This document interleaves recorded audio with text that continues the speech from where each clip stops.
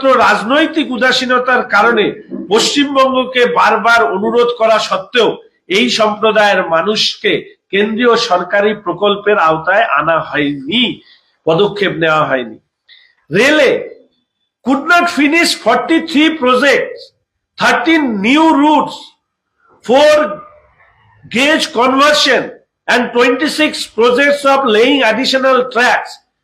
তার কারণ রাজ্যের সরকার জমি দিতে আগ্রহী নন বা জমির প্রশ্নে তারা রেলকে সহযোগিতা করছে না। আমি এরকম অসংখ্য উদাহরণ আপনাদের কাছে বলার অর্থ একটাই, যে কেন্দ্রীয় সরকারি প্রকল্পের সুবিধা যদি রাজ্যের সরকার নেয় তাহলে রাজ্যের এই আর্থিক যেখানে সংকট সেইখানে দাঁড়িয়ে নিশ্চিতভাবে রাজ্যের মানুষ সুরাহা পেতেন। দুর্ভাগ্য, কেন্দ্রীয় সরকারি প্রকল্প দেব না, অথচ আমরা বলবো নেই নেই নেই নেই, আর যে প্রকল্প নেব সেই প্রকল্পে এত দুর্নীতি করব যে দুর্নীতির কারণে মানুষের কাছে সেই প্রকল্প সঠিকভাবে পৌঁছবে না। এইটা হচ্ছে বর্তমানের রাজ্যের সরকার।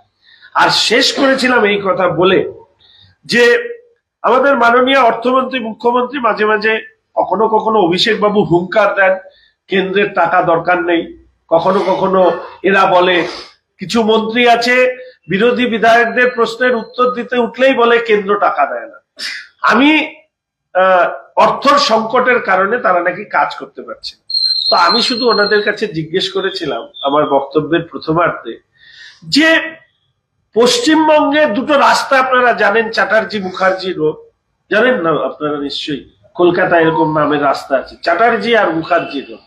ওই রাস্তা দিয়ে যদি ঘোরে, অর্থমন্ত্রী যদি নিজেও ঘোরেন, তাহলে কি করে সম্পত্তি বৃদ্ধি হতে পারে?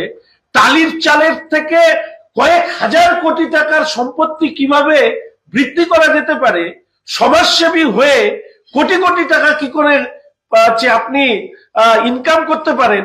চ্যাটার্জি মুখার্জি স্ট্রিটে যদি অর্থমন্ত্রী ঘোরেন তাহলে কিন্তু অর্থমন্ত্রীকে রাজ্যের সম্পত্তি বৃদ্ধি করতে আর কোথাও যেতে হবে না। আপনারা নিজেরা জেনে রাখুন, রেভিনিউ রিসিভ এই রাজ্যের যত টাকা, সেই টাকা দিয়ে এই রাজ্যের স্যালারি, পেনশন এবং ইন্টারেস্ট দেওয়া সম্ভব হয় না। অর্থাৎ পুরোটাই হচ্ছে কেন্দ্রীয় প্রকল্প, অর্থ কেন্দ্রীয় সরকারের গ্র্যান্ট, তার মধ্যে দিয়েই এই রাজ্যের সরকার চলে, অর্থাৎ ঋণে আর মদে। এরা হচ্ছে গুজরাটকে নিয়ে এত কথা বলে।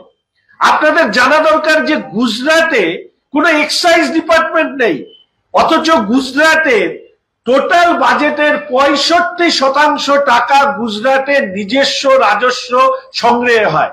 আর আমাদের পশ্চিমবঙ্গে এই যে টাকা সংগ্রহ হয়, রেভিনিউ রিসিভ, তার 22,000 কোটি টাকা হচ্ছে এক্সাইজ ডিপার্টমেন্ট অর্থাৎ মদের থেকে সংগৃহীত হয়। তাহলে এই 22,000 কোটি টাকাটাকে সরিয়ে দিন, রেভিনিউ রিসিভ পশ্চিমবঙ্গের আমার মনে হয় সিকিমের থেকেও নিচে নেমে চলে যাবে। এই হচ্ছে এই রাজ্যের অর্থনৈতিক অবস্থা। তারা অর্থ বাড়াবে না, অর্থ সংগ্রহ বাড়াবে না, শুধু দাও দাও, নাই নাই, চাই চাই, এই হচ্ছে রাজ্যের অবস্থা। এবার যখন আমার 16FC চেয়ারম্যানের সাথে কথা হয়েছে, তখন আমি চেয়ারম্যান সাহেবকে একটি কথা বলেছি যে আমাদের রাজ্য 40,000 কোটি টাকা রেভিনিউ ডেফিসিট গ্র্যান্ট পেয়েছে, 40,000 কোটি টাকা।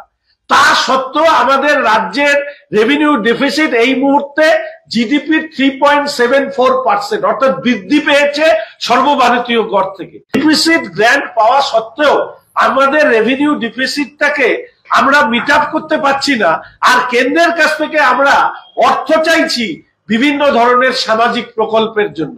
যারা সামাজিক প্রকল্পের কথা বলেন তাদেরকে বলি, কন্যাশ্রী, রূপশ্রী সহ অন্যান্য সমস্ত সামাজিক প্রকল্পে এবার রাজ্যের সরকারকে টাকা কমাতে হয়েছে।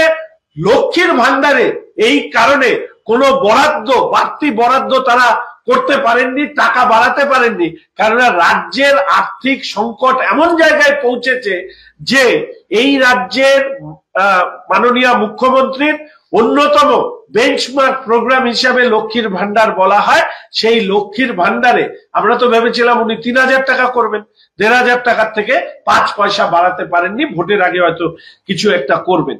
তাই আমি বলবো যে একদিকে উত্তরবঙ্গের সাথে প্রতারণা, যুবকদের সাথে প্রতারণা, মহিলাদের সাথে প্রতারণা, উত্তরবঙ্গের শিল্প, শিক্ষা, স্বাস্থ্য, পর্যটন থেকে শুরু করে বন থেকে শুরু করে সর্বক্ষেত্রে অবহেলা এবং হচ্ছে এই প্রতারণার দলিল পেশ করা হয়েছে। আমি অনুরোধ করব উত্তরবঙ্গের সমস্ত বিধায়করা বুকে হাত দিয়ে বলুন যে এটা যদি প্রতারণার দলিল হয় তাহলে আমি যেরকম ব্যক্তিগতভাবে কেন্দ্রের সরকারের কাছে, মন্ত্রীদের কাছে বারবার দৌড়ই আমাদের রাজ্যের বিভিন্ন, বিশেষ করে উত্তরবঙ্গের উন্নয়নের প্রশ্নে, তাহলে উত্তরবঙ্গ থেকে যারা মন্ত্রী হয়েছেন, উদয়ন বাবু থেকে শুরু করে অন্যরা, তারা কেন উত্তরবঙ্গের স্বাস্থ্য, শিক্ষা, শিল্প, পর্যটন, বন ইত্যাদি ক্ষেত্রে কেন তারা রাজ্যের সরকারের কাছে দাবি না জানিয়ে শুধুমাত্র তাদের মুখ বন্ধ করে নিজের মন্ত্রিত্ব টিকিয়ে রাখেন, কিন্তু উত্তরবঙ্গের মানুষের জন্য কোনো কথা বলেন না। এটা আমার কাছে খুব দুর্ভাগ্য। আমি আশা রাখি, মুখ্যমন্ত্রী বলেছিলেন বিরোধীদের সেলোটেপ লাগিয়ে রাখতে মুখে, কিন্তু এখন তো দেখছি যে মুখ্যমন্ত্রী উত্তরবঙ্গের তৃণমূলের নেতা মন্ত্রীদের মুখে সেলোটেপ লাগিয়ে রেখেছে যে উত্তরবঙ্গের কথা বলবে না। এটা অত্যন্ত লজ্জার, ধিক্কারের। এবং আমি ব্যক্তিগতভাবে বলি, আমরা ভারতীয় জনতা পার্টির পরিষদীয় দল, শুভেন্দু দাব মাননীয় বিরোধী দলনেতার নির্দেশে ধারাবাহিকভাবে এই নিয়ে বিধানসভার ভেতরে বাইরে, এবং আপনারা জানেন ইতিমধ্যে তিনি বেশ কিছু কর্মসূচি ঘোষণা করেছেন, চা বাগান সহ, পরিবেশ সহ অন্যান্য বিষয় নিয়েও আগামী দিনগুলোতে আমরা ধারাবাহিক আন্দোলন করব। আর শেষ যেটা বলবো এই প্রসঙ্গে, হঠাৎ করে আমি খবরের কাগজে দেখলাম যে আমাদের মাননীয় মেয়র সাহেব বলেছেন শিলিগুড়ি মিউনিসিপাল কর্পোরেশনকে 100টি ওয়ার্ড হবে, সেই ব্যাপারে নাকি ইতিমধ্যে পরিকল্পনা ইত্যাদি হয়েছে। এখন উনি মেয়র সাহেব আমাদের বয়সে বড়, সিনিয়র লিডার, শ্রদ্ধেয় লিডার। আমি একটা ব্লকবাস্টার বলে সিনেমা ছিল, আমি হঠাৎ মনে হলেও আমি ওনাকে এটা বলবো না, কিন্তু আমি শুধু এইটুকু বলবো যদি এটা হয় নিশ্চিতভাবে ভালো হবে। কিভাবে হবে নিশ্চয়ই মানুষের সাথে ওনারা কথা বলবেন, কিন্তু পুরো বাজেটে আলোচনায় শিলিগুড়ি মিউনিসিপাল কর্পোরেশন তার ওয়ার্ড বৃদ্ধি সম্পর্কে একটিও শব্দ আমরা শুনিনি। প্রত্যেকটি কর্পোরেশন বিভিন্ন টায়ার, 10 লাখের নিচে 5 থেকে 10 লাখ, সেই কর্পোরেশন এক ধরনের কর্পোরেশন, 10 লাখের উপরে, 50 লাখের উপরে, নানা ধরনের কর্পোরেশন আছে। ফলে সেই কর্পোরেশনের ক্ষেত্রে আমাদের এখানে কোনো নোটিফিকেশন ছাড়াই মাননীয় মেয়র সাহেব কেন এই কথা বললেন সেটা আমি জানি না। তবে আমি খুবই খুশি হব যে এই প্রশ্নে সরকারি নোটিফিকেশন আসুক। আপনারা জানেন যে এগারা ইত্যাদি অঞ্চলে, ডাবগ্রাম সহ উত্তরবঙ্গের বিভিন্ন জায়গায় পৌরসভার দাবিগুলো ছিল, কিন্তু একটি পৌরসভা নতুন সংযোজিত হবে এই ধরনের কোনো কথা কিন্তু আমাদের এই বাজেটের সময়, যেখানে এগুলো উল্লেখ থাকা দরকার, সেই কথাগুলো নেই। এবং সেই জন্য আমি বারবার করে বলি যে উত্তরবঙ্গের মানুষের যে প্রতারণার দলিল আমি বিধানসভায় 2021 সালে জয়ী হবার পর থেকে আমাদের রাজ্যের অর্থমন্ত্রীকে পেশ করতে দেখছি, তার সর্বাত্মক বিরোধিতা উত্তরবঙ্গের মানুষ করুন, এইটুকু আমি কামনা করে আমি আমার কথা শেষ করছি। কোনো প্রশ্ন থাকলে করতে পারেন। আপনারা তো 10-12 বছর ধরে করে আসছেন, তো এর থেকে মুক্তির উপায় কি একমাত্র আলাদা রাজ্য বা বঞ্চনা করেই আসছেন? বঞ্চনার তো সমাধান হচ্ছে না। প্রথমত প্রশ্নকর্তার উদ্দেশ্যে বলবো, আমি ব্যক্তিগতভাবে প্রশ্নকর্তাকে একটু এয়ারপোর্টে যেতে বলবো, প্রশ্নকর্তাকে একটু রেলওয়ে স্টেশনগুলোতে যেতে বলবো, প্রশ্নকর্তাকে একটু আমাদের বালাসন নদীর থেকে একদম সেবক অব্দি যেতে বলবো। তাহলে দেখতে পারবেন প্রশ্নকর্তা যে কেন্দ্রের সরকার রেল, রোড, এয়ারপোর্টে ঢেলে অর্থ দিয়েছে উত্তরবঙ্গের পরিকাঠামোর জন্য। আমাদের দেশের একটা সাংবিধানিক কাঠামো রয়েছে, কেন্দ্রের সরকার, রাজ্যের সরকার এবং লোকাল সেলফ গভর্নমেন্ট। রাজ্যের সরকারের হাতে রয়েছে জমি, ফলে কেন্দ্রীয় কোনো প্রকল্প করতে গেলে জমির প্রয়োজন। কেন্দ্রের সরকারের কাছ থেকে উত্তরবঙ্গ কি কি করে পেয়েছে সেটা পরবর্তীকালে আরেকটি আমি আলাদাভাবে সেটা বলবো, কিন্তু রাজ্যের সরকারের কাছ থেকে মানুষ তারা তাদের প্রাপ্য অধিকার পাচ্ছে না বলে আমি অন্তত ব্যক্তিগতভাবে মনে করি। এবার গণতান্ত্রিক দেশ, ফলে সেই গণতান্ত্রিক দেশে অনেক মানুষ বিচ্ছিন্ন হবার কথা বলেছে এবং অনেক মানুষ মনে করেছে এই সমস্যার সমাধান বিচ্ছিন্নতার মধ্যে দিয়ে বা নতুন রাজ্যের মধ্যে দিয়ে সম্ভব।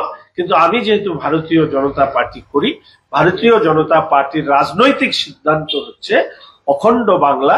শ্যামাপ্রসাদ মুখোপাধ্যায় তিনি যে অখণ্ড বাংলা হিন্দু বেঙ্গলি হোমল্যান্ড তৈরি করেছেন, সেটাকে অখণ্ড রাখাটাই বাংলাদেশের যা পরিস্থিতি দেখলাম, পশ্চিম বাংলাদেশ বানানোর জন্য পশ্চিমবঙ্গকে তৃণমূল কংগ্রেস উঠে পড়ে লেগেছে।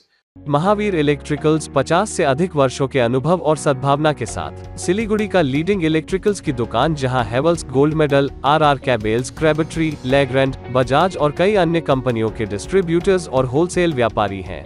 ग्राहकों की संतुष्टि, शीघ्र सेवा, कम्पेटिटिव प्राइसिंग, क्वालिटी प्रोडक्ट्स और सर्वोत्तम गुणवत्ता वाले उत्पाद हमारी कंपनी की मुख्य खासियत हैं। अधिक जानने के लिए हमें अभी कॉल करें। महावीर इलेक्ट्रिकल्स, सेवक रोड, सिलीगुड़ी 9932018834।